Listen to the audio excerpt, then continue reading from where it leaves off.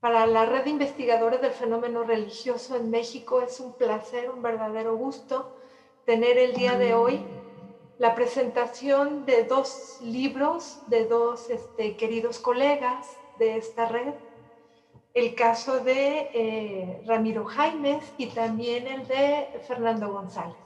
Empezaremos por el libro de Ramiro Jaimes, que además ambos están compartiendo el día de hoy el mismo comentarista.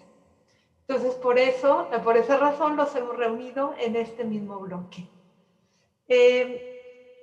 Vamos a empezar por el doctor Ramiro Jaimes, quien el día de hoy nos presenta su texto titulado La paradoja neopentecostal, secularización y movimientos evangélicos en el campo religioso de la Baja California, Mexicali.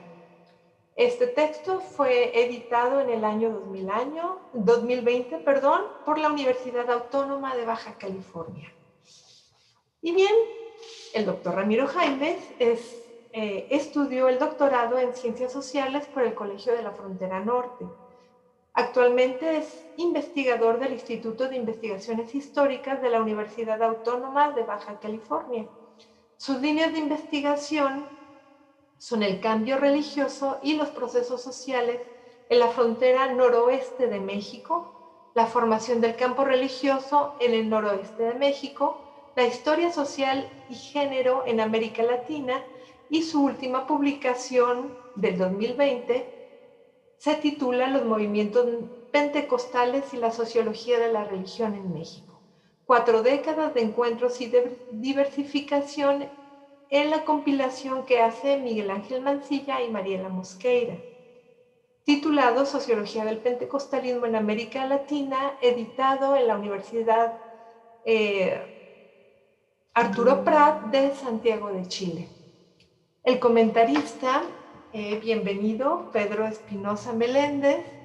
Él es doctor en Historia por el Colegio de México, es investigador en el Instituto de Investigaciones Históricas de la Universidad Autónoma de Baja California, es director de Mellibó, revista del Instituto de Investigaciones Históricas, y su última publicación está compartida con Sánchez Vega, Paola y Espinosa y Pedro Meléndez. Se titula Religión, Política y Frontera, consecuencia del conflicto religioso en Tijuana, Baja California, entre el 1918 y 1935, así como las relaciones Iglesia-Estado en México, nuevas aportaciones y perspectivas de investigación, editado por la Universidad Pontificia en el 2020. Adelante, Ramiro, tiene la palabra. Perdón, Pedro Espinosa, discúlpeme usted. Ok, muchas gracias. Bueno, antes que otra cosa, bueno, agradecer a la red por haber hecho posible este evento, que bueno, que más quisiéramos que estar presentes y reunidos físicamente en Puerto Vallarta. Lamentablemente, bueno, no se ha podido, pero bueno, estas nuevas, bueno, no tan nuevas, pero estas formas de conectividad pues hacen posible que nos reunamos aquí para dialogar con respecto a estos dos textos. Primero, el del doctor Ramiro Jaimes, a quien agradezco pues por haberme invitado desde el año pasado, cuando quedó finalmente la edición del libro, pues para compartir este espacio y dialogar en torno a esta publicación. Bueno, también le agradezco por haberlo compartido físicamente. Y bueno, pues antes de comenzar el comentario que podría hacer sobre este texto, pues, y además de agradecer por la invitación, pues debería advertir quizá algunos sesgos que se podrán encontrar en la lectura que yo he hecho de este texto, que seguramente quien lo lea lo leerá de manera distinta o encontrará cosas distintas, ¿no? Lo primero, bueno, que se trata de más de un libro de sociología de la religión, y que quien comenta pues es más un historiador, que es un libro que habla sobre iglesias evangélicas, pentecostalismo, neopentecostalismo, cuando pues los temas que yo he tenido la oportunidad de trabajar son principalmente historia del catolicismo, y que además pues tuve la oportunidad de ser alumno y de ser dirigido de tesis del doctor Ramiro Jaimes. A esto habría que añadir que la iglesia sobre la cual gira el caso de estudio, que es la iglesia de San Pablo, en Playas de Tijuana, bueno, pues es una iglesia que no puedo decir que conozco, pero que tuve la oportunidad de visitar en un par de ocasiones, por allá por 2014, 2015, más con motivo de trabajo de campo, cuando yo era profesor en la Universidad Iberoamericana y daba un curso de Historia de las Religiones. Entonces, bueno, dicho esto, creo que no, digamos, en torno a los contenidos propiamente que nos brinda este texto, quizá habría personas que podrían tener una interlocución más detallada con respecto al pentecostalismo, el neopentecostalismo, los movimientos evangélicos. Sin embargo, hay, creo, tres cosas que valoro de este libro y que quizá mi clave de lectura se dio por ahí y que es lo que quisiera compartir, y que tiene que ver con el propio título del libro, ¿no? Que al hablar de una paradoja neopentecostal, de entrada, pues el remitir una paradoja creo que nos llama la atención sobre ciertos aspectos de la realidad que en este caso el investigador se encuentra, ¿no?, en su trabajo de campo, que no necesariamente termina de cuadrar dentro de las explicaciones quizá más formales o más teóricas que se podrían dar, y que termina generando paradojas, es decir, termina generando ciertos ingredientes, ¿no?, que al tratar de compaginar la teoría y las categorías analíticas con la realidad observada, no terminan de cerrar, no porque la teoría sea insuficiente, sino porque los propios objetos de estudio, que en este caso es el cristianismo contemporáneo, es una realidad paradójica, ¿no? Y en este caso, bueno, yo creo que son tres paradojas las que yo me encontré en el libro, lo cual que creo que también es algo que valoro, porque a veces en las investigaciones tratamos de eludir las paradojas y tratamos de entregar un producto cerrado, como si toda nuestra información que encontramos en archivo o en campo cerrara a partir de nuestra teoría. Y aquí hay tres paradojas que yo me encuentro y que son sobre las que quisiera hablar, ¿no? La primera de ellas, yo creo que el capítulo 2 pudo haber tenido un título provocador, que creo que no era la intención, pero al menos yo así lo leí, y una conclusión que yo llegué al leer el libro es que el neopentecostalismo no existe, ¿no? Digamos, no existe como una forma de autoadscripción institucional, es decir, no hay creyentes que se digan somos neopentecostales o formamos parte de una iglesia neopentecostal. Digamos, en ese sentido no existe, sino que el neopentecostalismo al final nunca ha sido una categoría autorreferencial, sino que ha sido una construcción desde la cual los científicos sociales han o hemos tratado de aprender cierto tipo de transformaciones en las creencias y prácticas de algunas iglesias. Sin embargo, algo que me parece valioso del texto es que logra relatar cómo es una categoría que tiene un origen teológico, como muchas de las que usamos en la sociología, la antropología o la historia y la religión, y que luego se convirtió en una categoría, digamos, más propia de las ciencias sociales, que, como mencionaba, tiende a cómo ciertas prácticas y creencias, como puede ser el bautismo y los dones del espíritu, la glosolalia, ciertas experiencias estáticas, ciertas manifestaciones musicales, fueron adoptadas por iglesias que podríamos llamar como parte del protestantismo histórico en Estados Unidos, sobre todo iglesias blancas, y que, digamos, la adopción de este tipo de prácticas, que desde los años 50 y 60 comenzaba a ser disruptiva para ciertos órdenes establecidos en esas iglesias, fue calificado como los nuevos pentecostales, lo que después se convertiría en el neopentecostalismo. Sin embargo, pareciera que hay una falla de origen en esta categoría que tiene que ver con una distinción metodológica que yo me he encontrado en autores como Carlo Ginzburg entre morfología e historia. Es decir, a veces en las ciencias sociales atendemos a fenómenos que morfológicamente se parecen en sus manifestaciones o en sus formas, pero que no necesariamente estas similitudes morfológicas atienden a orígenes históricos comunes. Y creo que lo que ocurrió con la categoría de neopentecostalismo es que se asume que este tipo de creencias o prácticas que comienzan a aparecer en distintas iglesias hacia mediados del siglo XX tienen un origen pentecostal, ¿no? Lo cual no necesariamente es así, porque estas prácticas no se originan con el pentecostalismo que surge hacia comienzos del siglo XX en Azusa Street y en otros lugares de Estados Unidos, sino son creencias y prácticas que habían estado históricamente dispersas en el cristianismo y que en el caso del pentecostalismo a lo mejor van a institucionalizarse y van a crear una nueva denominación, pero no se originan en él. De ahí que el hecho de que estas prácticas y creencias aparezcan en otros momentos, en otras iglesias, no necesariamente es porque haya una influencia pentecostal en ellas, ¿no? Y en ese sentido, creo que el trabajo valiente por un lado porque se atreve a mostrar los límites de la propia categoría analítica sobre las cuales el autor lleva algunos años trabajando, y sin embargo termina, y aquí también me parece, no tanto prescribiendo que hay que abandonar la categoría de neopentecostalismo, pero sí que hay que entenderla así como una construcción analítica que tiene los sesgos que ya se mencionaron y que habría que ser consciente de sus límites. Es decir, no porque el neopentecostalismo, creo yo, es una categoría que ha sido útil en la sociología de la religión y en la antropología para entender ciertos fenómenos, pero no habría que perder de vista que es eso, una categoría analítica y no una realidad que esté ahí y que los propios creyentes la nombren y la asuman de esa manera, ¿no? En ese sentido, neopentecostalismo remite a un proceso de transformación que ha afectado a todas las iglesias cristianas de Occidente en su conjunto, tanto a las iglesias protestantes históricas para las cuales surgió la categoría, pero también a la iglesia católica, como es en el caso de la renovación carismática, o para las propias iglesias pentecostales. Y creo que este es el punto donde el autor termina señalando el carácter paradójico de esta categoría, ¿no? Si este fuera, digamos, el origen de estas creencias y prácticas, entonces habría que decir que las propias iglesias pentecostales que llevan esa denominación han sufrido una neopentecostalización en las últimas décadas, lo cual pues, podría caer en un sinsentido, pero digamos, con la historia de este concepto, ¿no? Y lo cual nos muestra, creo, su utilidad, pero también sus límites.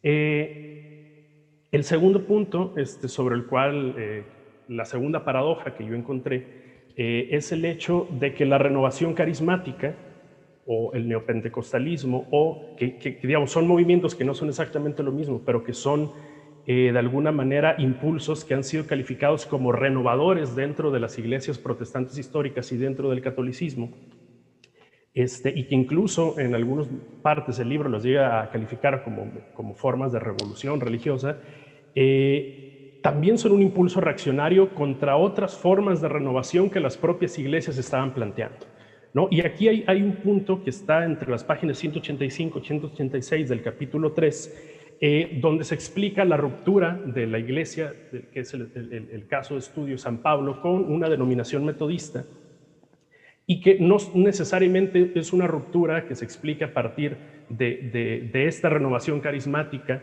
¿no? Que rompe por una tradición que pesa, ¿no? y que se niega a moverse, sino que la propia tradición estaba tratando de renovarse y son quizás ciertos sectores que le tienen miedo a ese tipo de renovaciones los que terminan rompiendo, ¿no? Es decir, hay un temor al liberalismo teológico y a que la teología de la liberación haya infiltrado una denominación metodista, ¿no? Y en ese sentido se empiezan a dar algunas posturas teológicas calificadas como liberales que causan, ¿no?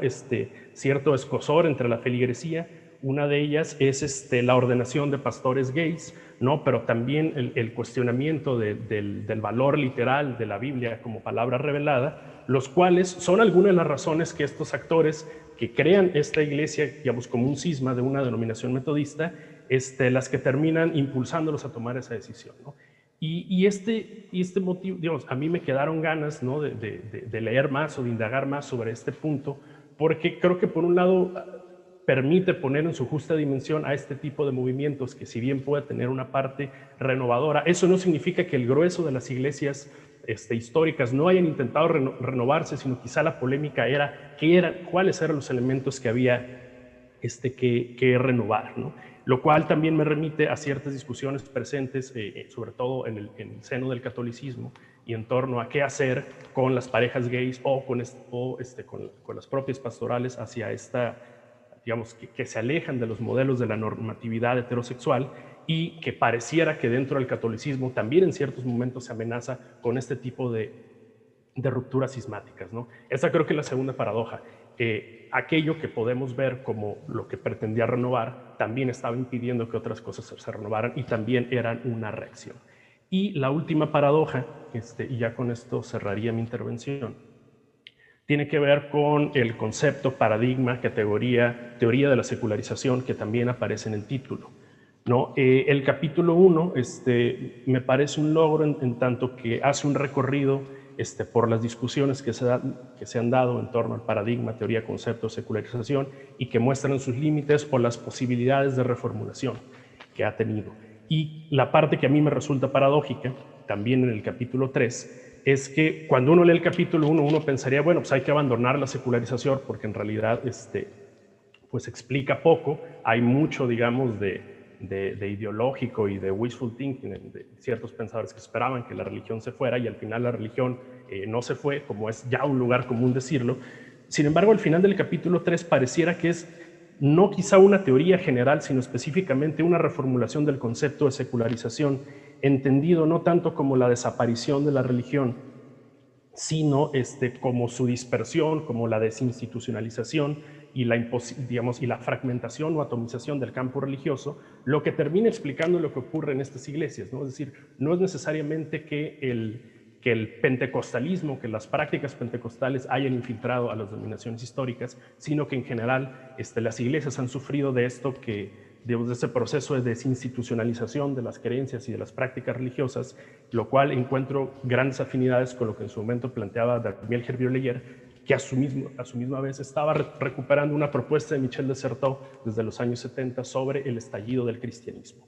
En este sentido, creo que la tercera paradoja sería cómo termina siendo una versión quizá reformulada de una teoría que aparentemente se intentó desechar por la persistencia de la religión y su no desaparición, lo que termina explicando un caso como el que aquí se estudia, ¿no? En el cual no nos encontramos solamente sobre la transformación de una iglesia, de una denominación histórica, a una iglesia evangélica independiente, con prácticas que pueden ser calificadas como neopentecostales, sino que las propias trayectorias creyentes esbozadas hacia final del texto nos dejan ver un cristianismo que en gran medida deja de ser, digamos, las adscripciones institucionales y dominacionales dejan de ser, digamos, el núcleo central de la experiencia religiosa de muchos creyentes, y más que creyentes afiliados a una iglesia, lo que tenemos son creyentes con búsquedas personales, que en algunas ocasiones se encuentran esas respuestas en iglesias históricas, pero cada vez más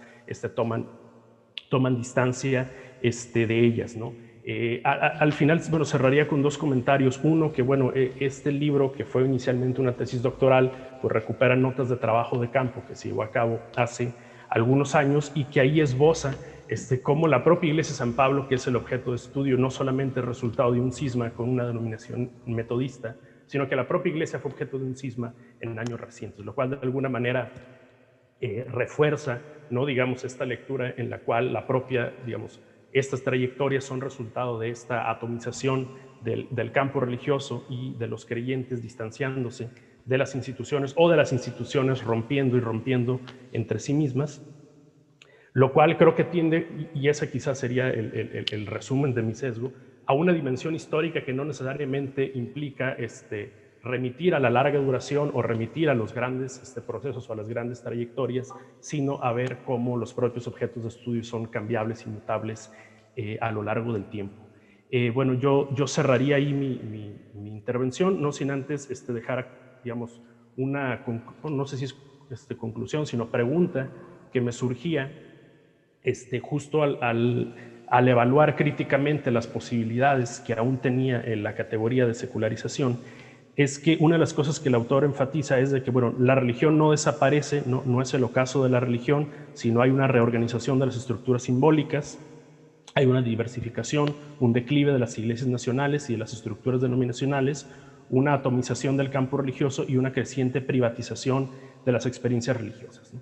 Entonces, me preguntaba si en un sentido durkheimiano que se le atribuye a la religión la capacidad de dar una cohesión social a ciertos grupos y a ciertas comunidades, si entendemos la religión así, entonces quizá la secularización sí sea el ocaso de la religión en ese sentido, porque lo que nos encontramos, la religión, si bien como una manera de producción de sentido a partir de ciertas distinciones entre lo sagrado y lo profano, sí nos encontramos de que aún al interior de las propias iglesias, la creencia religiosa no necesariamente es motivo o es lo que da la cohesión, sino si vemos las trayectorias históricas aún en un corto plazo, nos damos cuenta de que la religión también es motivo de disenso, también es motivo de disputa y también es motivo quizá más de una dispersión que de una cohesión, ¿no? Entonces, en ese sentido, creo que no solamente llevar la discusión en el plano teórico, sino llevarla a estas observaciones empíricas, pues pueden abrir brechas importantes más allá de quienes estén interesados, que creo que serán sus primeros lectores, en el estudio del pentecostalismo, del neopentecostalismo o de las iglesias evangélicas, sino en un sentido más amplio, quienes estamos interesados en estudiar los fenómenos religiosos. Bueno, yo terminaría ahí mi intervención. Muchas gracias.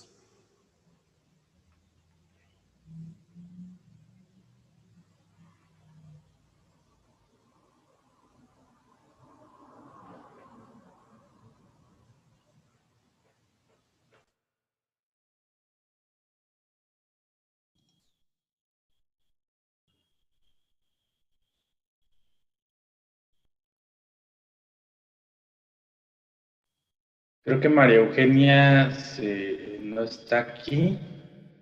¿Ramiro? No, estoy aquí. Ah, ya.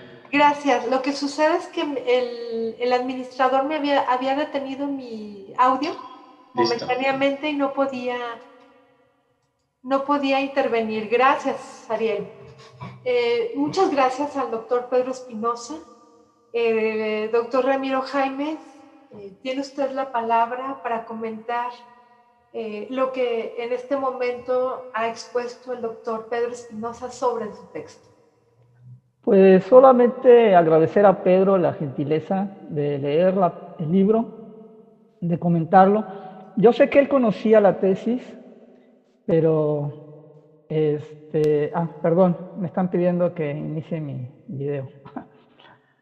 Yo sé que Pedro conocía la tesis y que él podía, junto con las personas que fueron mis acompañantes en la elaboración, la doctora Olga Oyers, el doctor Alberto Hernández, Carolina Rivera, Guillermo Alonso Meneses y Manuel Ceballos, pues son los que podrían decir cómo cambió. Y yo no me quiero extender mucho en esa situación, solamente agradecer la gentileza de todas estas personas que me ayudaron, también al departamento editorial de la UABC, porque este texto fue entregado en el 2015 y me dieron la oportunidad de agregar algunas observaciones que hicieron cambiar mis hipótesis y mis conclusiones en el sentido que Pedro ya mencionó.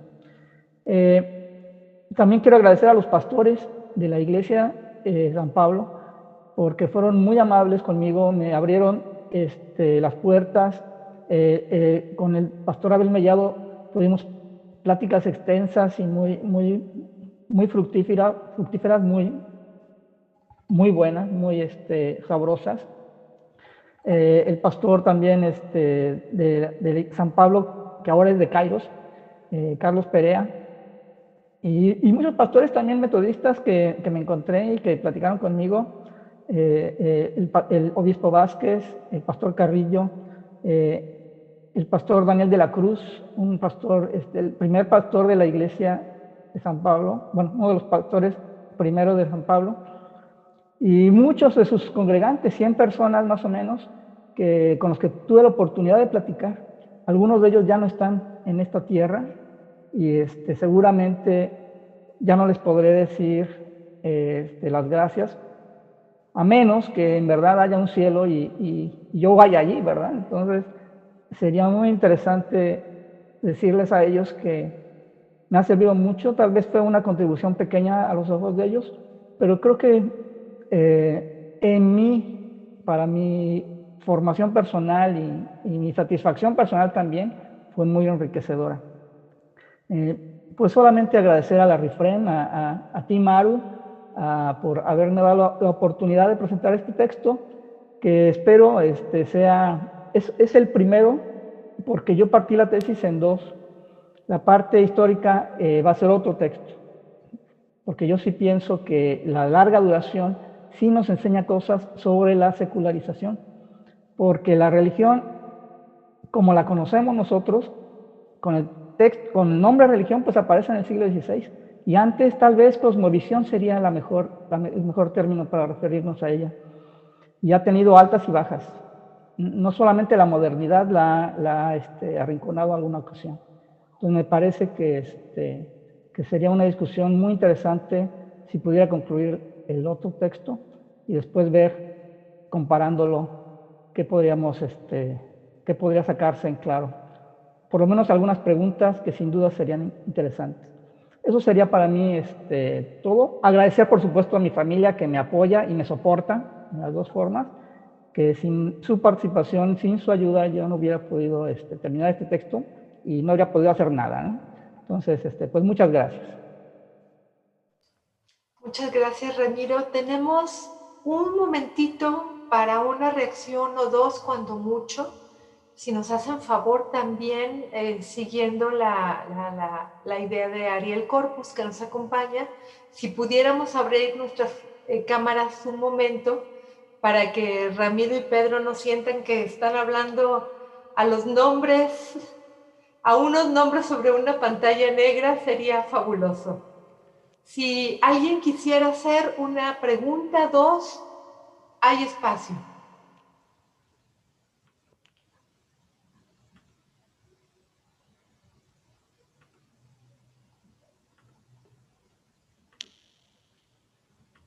Bueno, yo solo comentar que quiero abrir el video, pero el servidor no me deja, entonces, bueno, sigue apareciendo solo mi foto. Ajá, ahorita se lo preguntamos si nos lo permite. Ya. Perfecto, gracias. ¿Alguien que quisiera hacer algún comentario, alguna pregunta? Este es justo el momento que tenemos.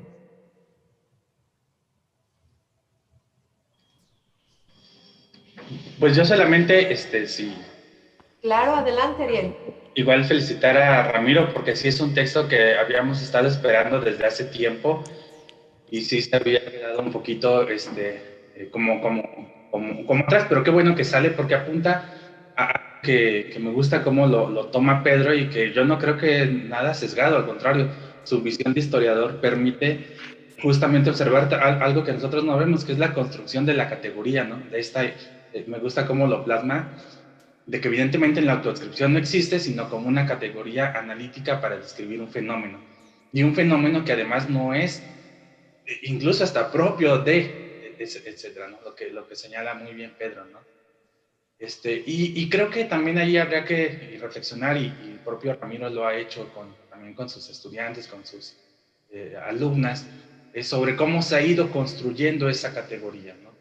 Y no solamente verla desde la parte sociológica, sino incluso, y aquí también retomando a los propios compañeros historiadores, cómo se ha construido historiográficamente, cómo ha tenido una elaboración en el tiempo y que ha servido para explicar determinados fenómenos, pero que en muchas ocasiones también no nos ayudan mucho, ¿no? Se ha quedado como que limitada, ha quedado como recluida solamente a los ámbitos más litúrgicos, políticos, etcétera, pero que habría que cuestionarla, habría que verla si es útil, de qué manera se puede recomponer eso en un universo tan cambiante en términos religiosos como lo es pues ya el fenómeno contemporáneo, ¿no? Y donde incluso, pues evidentemente, pues muchas iglesias históricas van retomando algunos elementos, pero que no necesariamente se neopentecostalizan o se pentecostalizan, ¿no? Un cambio litúrgico, bueno, se hace un cambio litúrgico, pero no implica una gran pentecostalización, ¿no? O bueno, eso lo veo yo así, otros dirán otra cosa, ¿no? Pero pues felicidades, Ramiro, y qué bueno que ya está el texto, ojalá que se pueda conseguir también pronto. Gracias, Ariel. ¿Alguna pregunta más? ¿Una reacción? Tenemos los micrófonos abiertos para ustedes. Sí, Daniel Ramírez, qué gusto escucharte y verte. Adelante. Saludos a todos desde Claremont, añorando a mi México querido.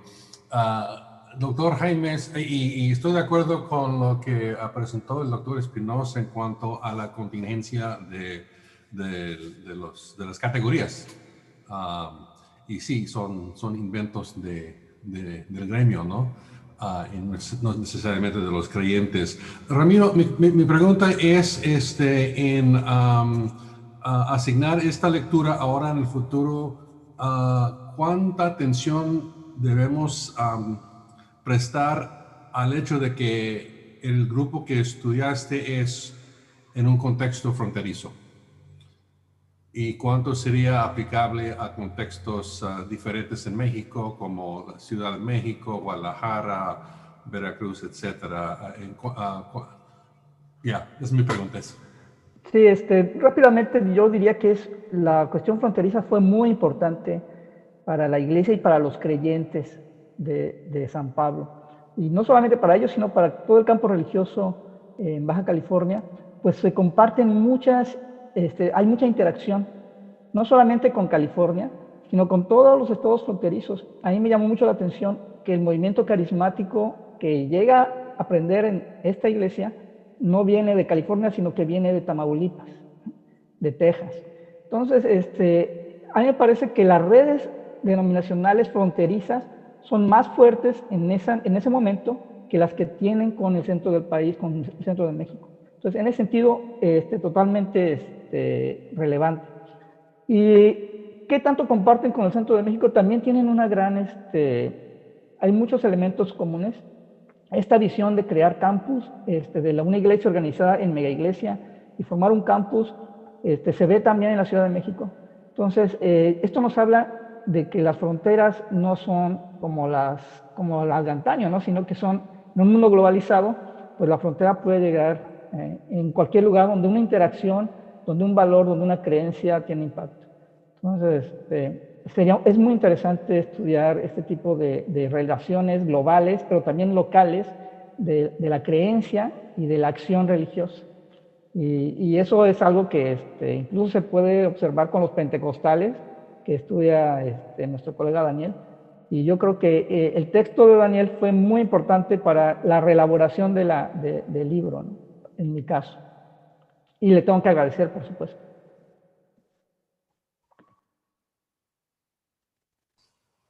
Muy bien, pues estamos justo en el tiempo. Es una pena que no podamos decir como siempre lo hacemos. En los pasillos seguiremos la discusión. Ya habrá mejores momentos para hacerlo. Entonces, muchas gracias, doctor Ramiro Jaimes. Muchas gracias, doctor Pedro Espinosa. Y ahora seguimos con el texto del doctor Fernando González. El doctor Fernando González, su formación académica es como psicoanalista. Y posteriormente, al obtener el doctorado en Ciencia de la Educación con especialidad en Análisis Institucional por la Universidad de la Sorbona, le ha permitido profundizar en una vertiente de estudios de las instituciones, en especial de la religiosa, con énfasis en la Iglesia Católica, considerando ejes de la historia y de los contextos, y en particular la representación del poder personal e institucional. Su línea permanente de investigación, genealogía, instituciones y relaciones de poder, enmarca su enfoque crítico e histórico de la Iglesia Católica como institución. Sirve para profundizar con sus agudos análisis el estudio de los diversos actores y grupos sociales que forman parte de ella. En esa gran área del conocimiento, su forma de abordar la subjetividad pone al descubierto algunos de los periodos críticos más importantes relacionados con aspectos tan puntuales como la pederastia y el tratamiento institucional, social y hasta jurídico, envueltos en la complejidad del ejercicio del poder. Nuevamente, el doctor Pedro Espinosa hará los comentarios al texto que hoy se presenta y que lleva por título Secretos Fracturados, estampas del catolicismo conspirativo en México, editado por la editorial Herder en el año de 2019. Doctor Pedro Espinosa, tiene usted la palabra. Bueno, gracias nuevamente. Pues me toca doblar turno en la mesa de hoy. Bueno, también agradecer a Fernando la invitación. De hecho, ya es la tercera ocasión que tengo la oportunidad de dialogar con él en torno a esta publicación, a quien le agradezco también por haberla compartido físicamente. Bueno, desde que comencé la lectura de este libro o de los borradores que me pudo compartir Fernando cuando estaba trabajando ya en la última parte del proceso editorial en él, me vino a la mente una anécdota que tuvo lugar en 2017, durante el mes de septiembre, en el ITESO, en Guadalajara, y que creo que es como un punto clave para entender por qué la pertinencia de un libro como este, ¿no? En ese momento, bueno, se intentaba llevar a cabo un foro relativo a la despenalización del aborto, organizado por estudiantes de la institución, y pues el foro estuvo a punto de ser cancelado en gran medida por la presión que ejercieron algunos grupos pro vida, ¿no? Las propias organizadoras se movilizaron y estaban acusando que se trataba de formas de censura, y al final el foro se llevó a cabo. Lo interesante es que cuando el ITESO dio una carta de motivos para haber suspendido el evento, aunque no fue una suspensión definitiva, señalaron que no existían las condiciones de respeto para llevar a cabo el foro, y algunas participantes dijeron haber recibido amenazas. E incluso se había rumorado que algunos detractores se habían organizado para ingresar al campus y, cito textualmente, reventar el diálogo, ¿no? Creo que quienes no estemos familiarizados con la historia del catolicismo tapatío en el siglo XX, pues esto puede pasarnos completamente desapercibidos, ¿no? Sin embargo, el hecho, ¿no?, de que hubiera tensión y que hubiera amenazas desde la extrema derecha católica hacia esta universidad jesuita, lo que escribí en la reseña, que ya no tarda en salir, es que pareciera que lo que estaba haciendo era invocar un espectro que no ha dejado de rondar el presente mexicano, ¿no? Y que en este caso pues estaba invocando al fantasma de los tecos, una organización secreta que en 1958 intentó tomar por asalto las instalaciones del ITESO, ¿no? Si el libro de Ramiro que acabo de comentar lo leí yo como a partir de las paradojas que encontraba en él, en el caso del libro de Fernando, mi lectura fue a partir de una metáfora empleada por Michel de Certeau, quien dice que, bueno, una de las funciones de la historia es exorcizar el pasado, ¿no? Y me gusta leer este libro, me gusta comentarlo como un exorcismo, ¿no?, en términos de una metáfora, para hablar de aquellos espectros, es decir, aquellos remanentes del pasado que no terminan de irse y que entre otras cosas no terminan de irse porque se trata en este caso, de organizaciones o de actores que su pretensión desde un inicio era no ser totalmente visibles, ¿no? Secretos Fracturados es la historia de la Asociación Fraternaria de Estudiantes de Jalisco, las siglas son AFEJ, pero que son mejor conocidos como los tecos, ¿no?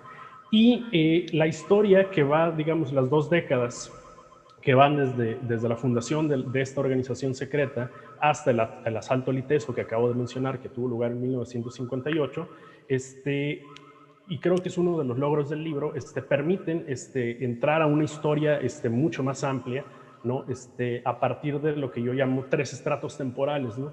Por un lado, la historia de la propia organización, por otro lado, la historia del conflicto religioso y de sus consecuencias, y finalmente, una historia mucho más larga en el seno del cristianismo, que es la historia del antisemitismo, ¿no? Creo que es el estrato más profundo del libro, porque al final los tecos son una organización cuyo discurso es fundamentalmente antisemita, ¿no? Y un gesto que me llama la atención en la elaboración narrativa del libro es cómo da cuenta de una relación complicada y paradójica que la Compañía de Jesús, que va a tener un lugar central dentro de esta historia, sostuvo con el antisemitismo. Por un lado, el fundador de esta orden trata de tomar distancia de las medidas, digamos, de las políticas antisemitas y antijudías que estaban teniendo lugar a finales del siglo XVI, al final del siglo XV y comienzos del siglo XVI en el contexto de la península ibérica, ¿no? Y trata de romper con esta distinción entre judíos conversos y los cristianos viejos. Sin embargo, la propia orden se va a ver inmersa en este contexto, ¿no?, antijudío, y va a terminar por adoptar medidas que tienen que ver, como una de ellas, la pureza de sangre, ¿no? Entonces pareciera ser que hay una marca de origen en esta orden religiosa, que ahora mencionaré por qué es importante en el libro, y que la acompañó a lo largo de varios siglos, ¿no? A finales del siglo XIX comienzan a aparecer dentro de la Civita Católica, un órgano romano de la Compañía de Jesús, unos discursos que creo que son interesantes porque no solamente apelaban al antiguo discurso antijudío del cristianismo, ¿no?, que ve a los judíos como un pueblo deicida, sino también a las tesis del complot masónico que emergieron durante la Revolución Francesa, y a ciertas teorías más modernas que ubicaban el mal del pueblo judío ya no en sus creencias y prácticas religiosas, sino en la naturaleza de su raza, ¿no? Entonces, pareciera ser que es en la Compañía de Jesús, no en su generalidad, sino en ciertos actores específicos, donde se termina fraguando este discurso que abreva tanto del antijudaísmo católico más añejo como del antisemitismo moderno, y que se va a hacer presente dentro, digamos, de una organización como fueron los tecos, ¿no? El segundo estrato temporal tiene que ver con el conflicto religioso que, digamos, tiene su epítome con la Guerra Cristera, pero que en realidad es un conflicto que surge desde los comienzos de la Revolución Mexicana y que se va a extender a los años 40, ¿no? Y que, bueno, por un lado metió en un predicamento hasta a muchas autoridades de la jerarquía católica, metió en predicamentos a la propia Compañía de Jesús, hasta donde había que buscar arreglos pacíficos o hasta donde había que apoyar la lucha armada, ¿no? Y esta disyuntiva se va a volver aún más acentuada con el fin del conflicto, porque digamos, en 1929, cuando se dan los arreglos, una de las cosas que busca la jerarquía católica es desmovilizar a muchos de los feligreses que habían tomado las armas o que habían estado conspirando desde este tipo de organizaciones que tanto Fernando como el grupo de sociedades secretas de la UNAM llevan algunos años trabajando, ¿no? En este sentido, digamos, la integración de algunos católicos a las sociedades secretas va a ser una de las distintas posibilidades que se abrían cuando, digamos, la militancia formal que habían tenido desde el Porfiriato va a quedar vedada, no solo por las leyes mexicanas, sino por las propias directrices enviadas por la Santa Sede, ¿no? Digamos, una de las vías va a ser la Acción Católica Mexicana, muy estudiada, creo, a profundidad por María Luisa, la formación social y política de los católicos mexicanos. Otra va a ser la vía partidista, ¿no? Donde partidos como Acción Nacional o la Unión Nacional Sinarquista van a congregar a muchos de estos católicos militantes sin que pudieran presentarse, digamos, a petición de la jerarquía, sin que pudieran presentar a los partidos como si fueran confesionales. Y otra va a ser la vía de las organizaciones secretas.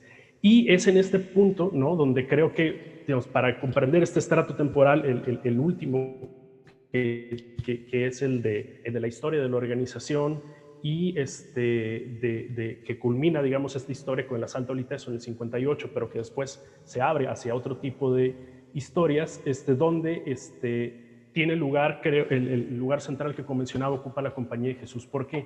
Bueno, pues porque uno de los promotores de esta organización, el jesuita José Figueroa Luna, comparte, digamos, muchas de estas tesis con algunos miembros de la orden, no con todos. Va a ser un promotor de la organización, va a invitar a muchos jóvenes estudiantes en el Colegio Jesuitas de Guadalajara a ingresar a ella, ¿no? Y cuando se comienza a convertir en un problema dentro de la ciudad de Guadalajara, va a ser deslocalizado a la ciudad de Puebla, que en aquel momento pertenecía a otra provincia de esta congregación, de esta orden religiosa. Como ocurre cuando se dan las deslocalizaciones de sujetos problemáticos, pues no se dice por qué lo mueven y quienes lo reciben no preguntan. La presencia de José Figueroa Luna en Guadalajara pues va a ser lo que va a dar origen al Yunque, ¿no? Incluso van a ser los propios fundadores de los Tecos quienes van a viajar a Puebla a petición de Figueroa Luna para asesorar a los estudiantes que se estaban organizando en esta otra ciudad, ¿no? Entonces, bueno, creo que es un libro que en este sentido nos muestra, ¿no?, digamos, más allá de lo sensacionalista que puede ser hablar de estas sociedades secretas, como un origen histórico muy puntual que tienen y que de alguna manera explica por qué se da la ruptura dentro de los Tecos, primero con la Compañía de Jesús, sobre todo a partir de la fundación del ITESO, ¿no? Es decir, los Tecos leen esto como una traición al ser ellos la única universidad católica de Guadalajara. Y lo que me parece más fascinante es la clave de lectura que van a tener del surgimiento del ITESO, ¿no? Es decir, no es visto solamente como una escisión, sino que en su visión, digamos, paranoica de la realidad, pues esto era señal de que la propia Iglesia Católica estaba infiltrada por esta conspiración judeo-masónica, cuyo representante último en Guadalajara era nada más y nada menos que Efraín González Luna, fundador del partido Acción Nacional. Y aquí también, y quizás haciendo un paralelismo con el libro que anteriormente comentó, es posible ver, digamos, cómo el propio catolicismo es objeto de este tipo de fragmentaciones y atomizaciones dentro del campo religioso, ¿no? No doy muchos spoilers del libro porque la invitación es a leerlo, pero una de las cosas que mencionaría es de que, bueno, el año 1958, ¿no?, cuando tiene lugar el asalto al ITESO, pues marca una coyuntura en la historia del mundo católico, ¿no? Es porque es la llegada de Juan XXIII, ¿no?, el que condujo al Concilio Vaticano II al papado, ¿no? Es un momento también clave para el declive de la acción católica y de otras formas de organización que habían sido importantes después del conflicto religioso, ¿no? Y no solamente se da el asalto al ITESO, sino que también José Garibay Rivera es el arzobispo de Guadalajara, quien condena públicamente a los tecos por este atentado, es ascendido al rango de cardenal. José Figueroa Luna, el fundador de los tecos, fallece en este año y antes de morir, como menciona Fernando, le delega, no tanto de los tecos, sino del Yunque, que era el grupo que había formado en Puebla, a un hermano lasallista. De ahí que la historia de 1958 en adelante, la historia de estas sociedades secretas ya no necesariamente aparecerá como algo ligado a la Compañía de Jesús. Digamos, antes de terminar y de advertir de que, bueno, el libro, ¿no?, invita a no solamente a una reflexión, una discusión amplia, sino que apunta, ¿no?, que 1958, bueno, es el fin de un periodo, pero es el inicio de otro, y de las nuevas fisuras que van a aparecer dentro del catolicismo. Con el Concilio Vaticano II hay un punto que a mí me llamó la atención, y con eso cierro, que tiene que ver con las discusiones que el propio autor tiene y que aparece en el libro, no solo en el plano historiográfico, sino en sus propias entrevistas con algunos actores, ¿no? Uno de ellos me llama la atención con el padre Javier Cacho, a propósito de la relación, en una entrevista a propósito de la relación de José Figueroa Luna con los tecos, donde Javier Cacho, historiador, cabe decir, decía: hay que pensar que la generación de Figueroa le había tocado el abuso del cierre de las iglesias y la cristiada, y después la educación socialista, y ahora comenzaba la radicalización del marxismo, y pues no le hizo mucha gracia. No hay que hacer anacronismos y, como decía Edmundo Gorman, terminar regañando a los muertos. La respuesta de Fernando es que no se trata de regañar a los muertos, pero que hay que matizar las afirmaciones de los vivos sobre estos muertos. Hay un segundo punto en el libro en el cual el padre Mariano Cuevas, también historiador, en el año 1946 había dicho que era necesario tomar providencias para procurar que la historia de la Compañía de Jesús fuera escrita ya sea por la orden o por historiadores autorizados por la Compañía, y evitar que cayera en manos de historiadores heterodoxos.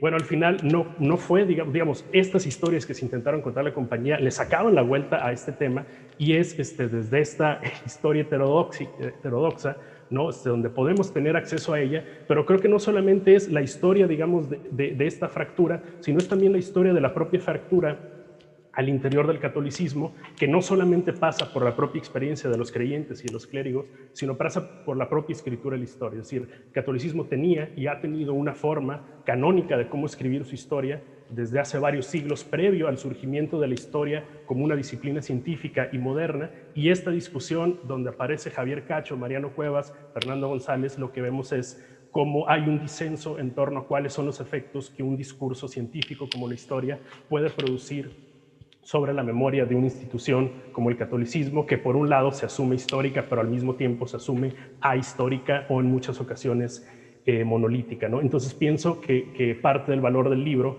es que nos sitúa también en una fisura epistemológica que tiene el propio cristianismo, que ya no es, digamos, él quien tiene la única posibilidad para escribir sobre sí mismo, si no es posible escribir desde otros lugares sociales, y cómo estas distintas historias que se producen, en este caso desde la academia o desde disciplinas como la historia, la sociología o el psicoanálisis, causan fisuras en la manera en que el catolicismo suele construir su memoria y narrar su historia.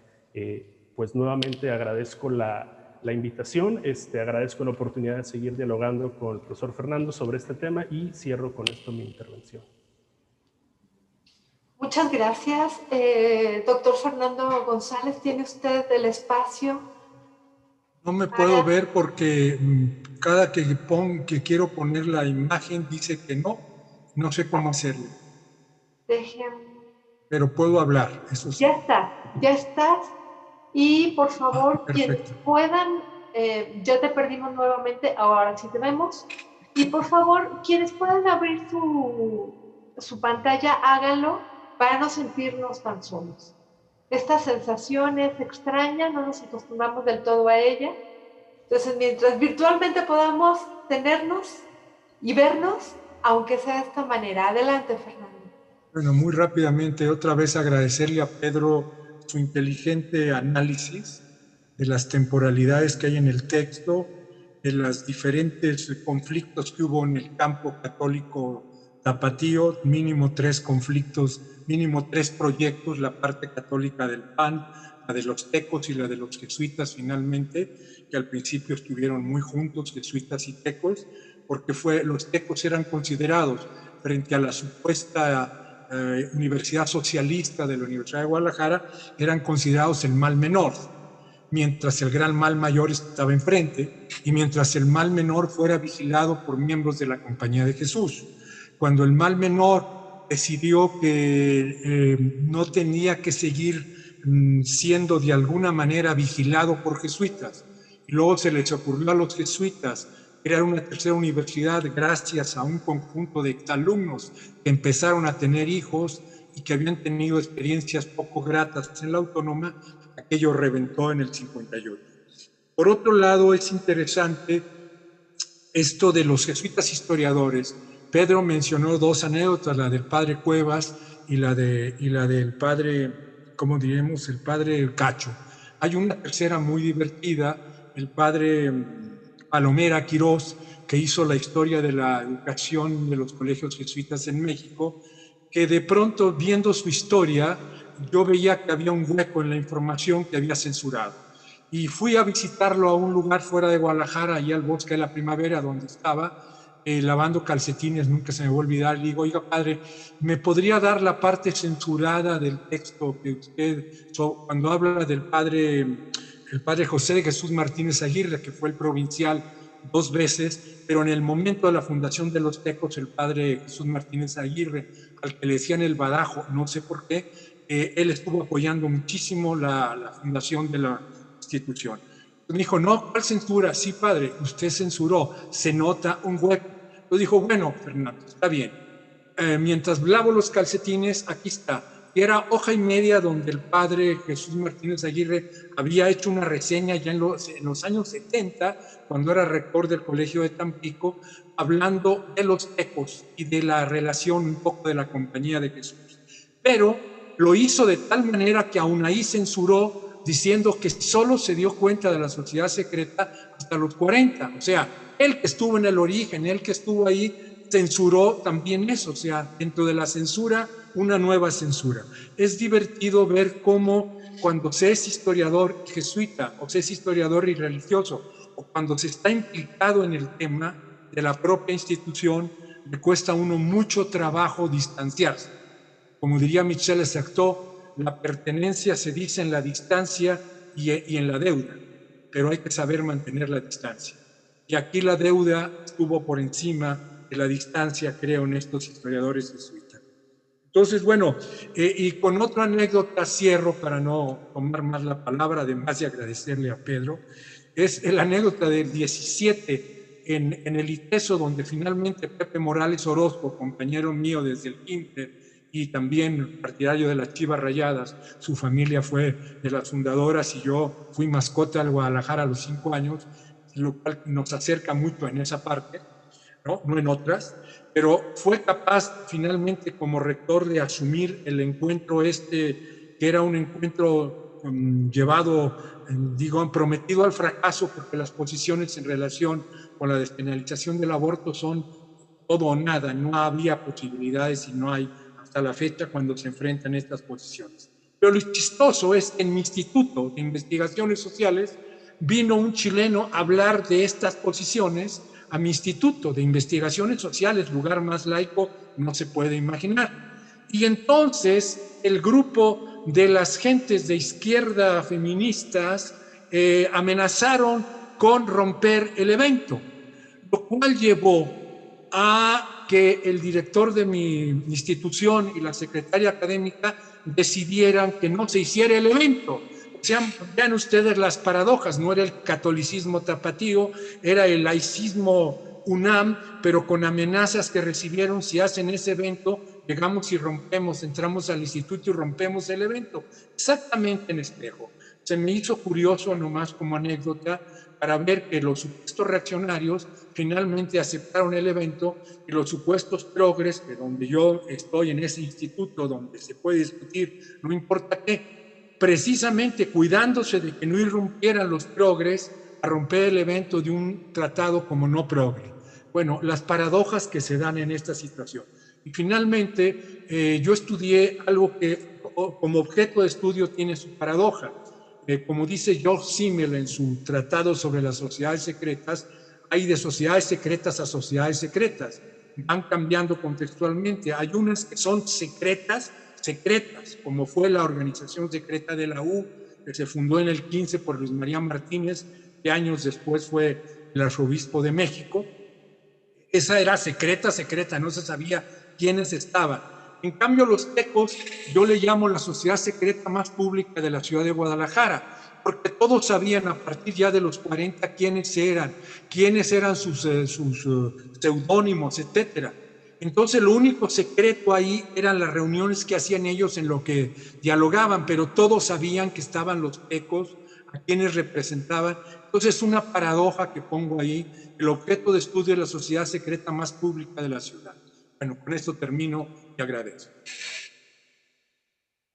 Muchísimas gracias, Fernando. Como siempre, un gusto escucharte. Abrimos el espacio para preguntas, reacciones, comentarios.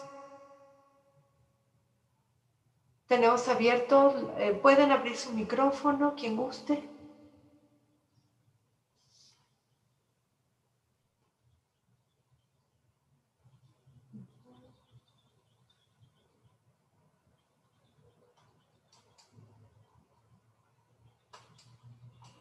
No se asusten hablando de los tecos, no hacen nada, no leen ni en defensa propia. Sí, en 2019 estuvimos dialogando sobre esto en Guadalajara y no nos pasó nada, entonces yo creo que pues, acá menos, ¿no? No corremos peligro. Sí, no, afortunadamente.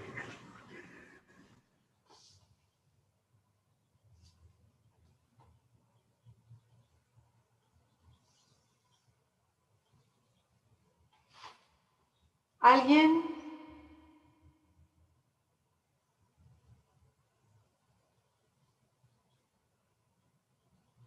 No hay nadie, continúo con otra anécdota. Yo me eduqué con los jesuitas desde el kinder hasta la universidad. ¿Sí? Lo que me llamó la atención fue que estando yo en la universidad platicando con un amigo de la Autónoma que yo quería mucho, un día tomándonos unos tacos, de pronto miró por encima del hombro y me dijo: ay, ya me he cachado un teco y me va a ir como en feria, porque los tecos quitaban los papeles, eliminaban todos los papeles, amenazaban. Yo perdí ese amigo. Y eso me dolió mucho, era el 68 en Guadalajara. Pero antes, cuando yo tenía 15 años, un amigo que me llevaba a 4, Carlos Núñez, que ya murió, hermano de alguien que fue provincial de los jesuitas, Enrique Núñez, a los 15 años, estando en una reunión que se llamaba Unión Cívica de Jalisco, que luchábamos contra el artículo 3 que contenía la amenaza comunista. O sea, en 1961 venía la amenaza comunista en tiempos de López Mateos con el supuesto texto único, gratuito y obligatorio. Y yo tenía 15 años y ahí empecé a salir a la luz, a entender, es decir, la realidad social.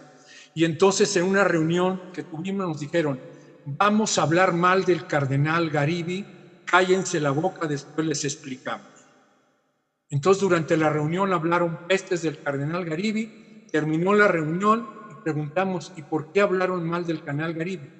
Porque había un teco infiltrado y como los tecos odian al cardenal Garibi, era una manera de sacarlo a la luz. Ahí yo por primera vez entendí tecos. ¿Qué es eso? Yo tendría, qué sé yo, 14, 15 años, pero no, se me fue de largo todo el conflicto del Iteso, me pasó de largo el ataque al Iteso a mano armada, etcétera, ¿no? Entonces, cuando vino lo de mi amigo en el 68, que perdí este amigo, se asustó, ya no quiso relacionarse, porque era de la Autónoma. Entonces, ya a partir de los 70 empecé a investigar, bueno, ¿qué diablos pasó?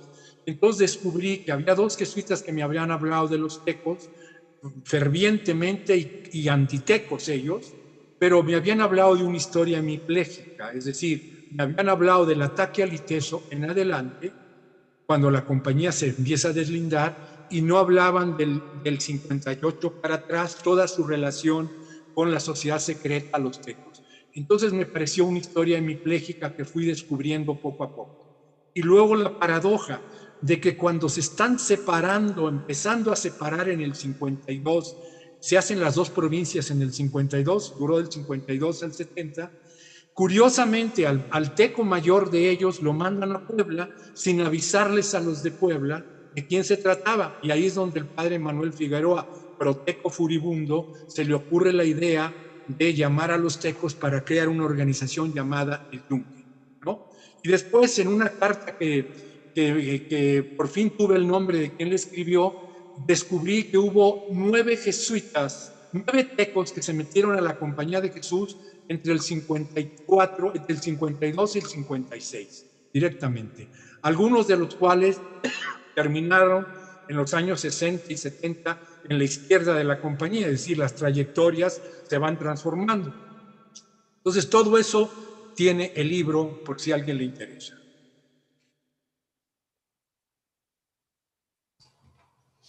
¿Ninguna pregunta? Tenemos un par de minutitos todavía.